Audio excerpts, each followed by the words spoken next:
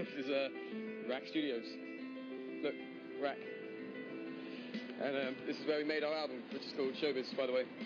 Yeah. There's three different studios here. This is where The Cure were when we made our album, and Pavement were down there. And this is where we made our album. So it's nice, there's lots of bands all together, and like they meet up and have dinner and stuff. It's a very social place. And yeah. So how much time did you spend here? We're here for about 4 weeks altogether. We did the other half of the album down in Cornwall, where we're from. So this is like, the studio down there is very seclusive, like very, hidden from everything, whereas this is much more open. This studio, John Leckie chose this place because of this desk, which is like a really old thing, which you don't really find anywhere anymore. It's like an old vintage desk, and it has a certain sound to it. And as you can see, like, everything here is pretty old. There's nothing like very modern here. There's no computers and things like that. So it's all down to the bands to create the atmosphere. She had something to confess to, but you don't have the time. So look the other way.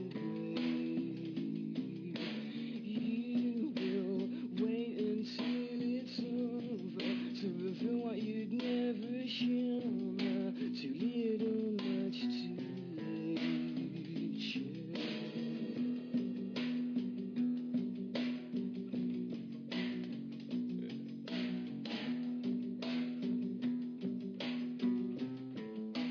I originally started at Abbey Road Studios as an engineer, and this was back in the early 70s, and so I engineered all sorts of different sessions for different producers.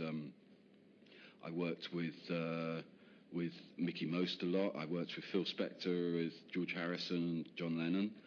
I worked with Pink Floyd and lots of groups around at that time. He came to see us play, and he liked us and everything, and we sort of became good friends with him. And he was with us when we went to America to look, when we were first looking for these record deals. He was with us, and we decided that if we ever got enough money, we'd do the album together in here and in Cornwall. And luckily we did. So we got to know him about maybe 5 months before we actually made it.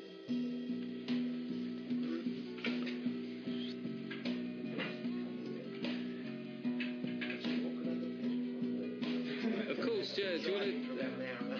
Do you want a cup of tea? I'd love a cup of tea. Or a beer? We've got a beer, a cup of tea. Anything.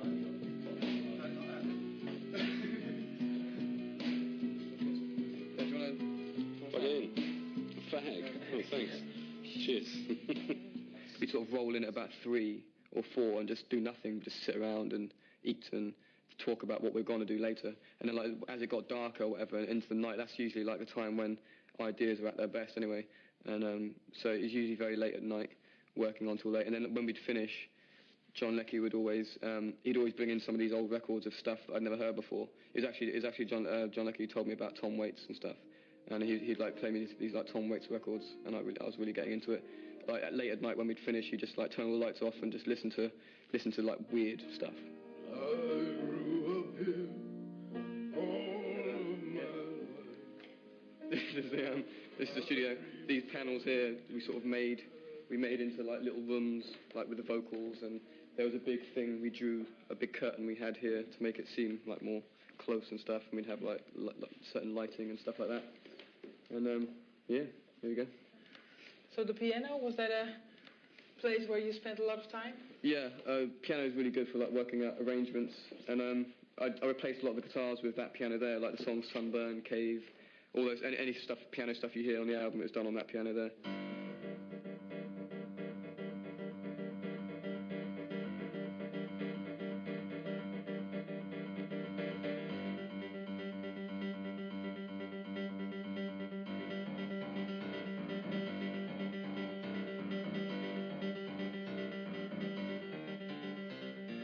The thing with Muse is that they play their instruments very well, but they don't have much studio experience. So I was surprised actually at how good they were in the studio, really, from trying different things, being open to different ideas. So when we were doing things, he'd say like, "Oh, that sounds like what you're trying to do is the ending of this song by David Bowie in some album or something," and it's like. And he sort of, I've never even heard that, I've never even heard that record in my life, but he sort of he sort of knows the sort of sound effect that I'm looking for. It's quite funny because I kept referring to Falling Down as the blues song. And, the blues song, let's rehearse the blues song. And one day Matthew come up to me and said, why do you call that the blues song? What is blues? I'm going, Matthew, it's blues because of the way you sing that note and the guitar chord. It becomes a blues song, Oh, I didn't hear about that. I better check this out. I better check some blues out.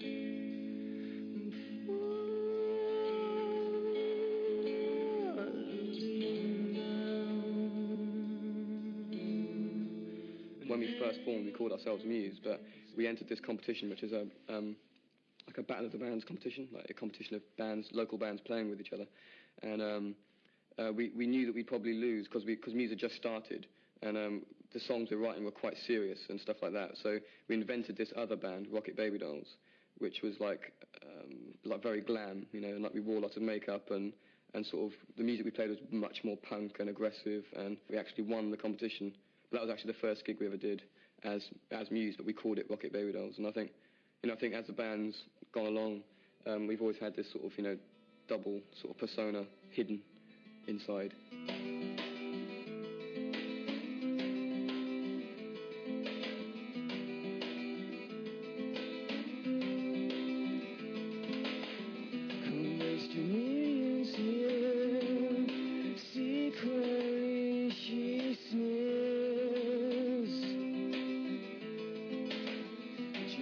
An angel blows, a guilty conscience grows.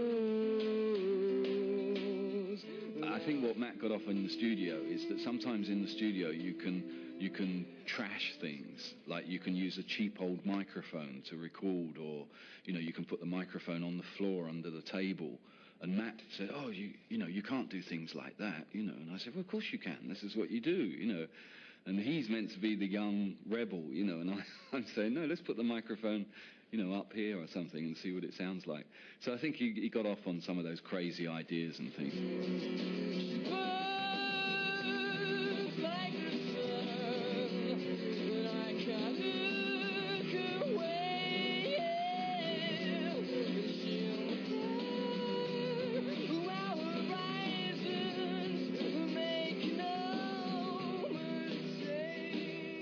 I think the most important thing that I learned from John was the importance of being concentrating on getting a good performance, because that sounds simple, but a lot of bands nowadays, they record something and then if they get it wrong, or if the drummer doesn't play very well, or the bass player or whatever, you can sort of fix it with because nowadays you get these computer editing systems, and they're very complicated and they're very modern, and you go into them and you can fix little tiny things, like little discrepancies, and little mistakes on the bass drum. You can fix them. I think what John taught me was that those discrepancies are the things that make it human. Those are the things that make it what it is.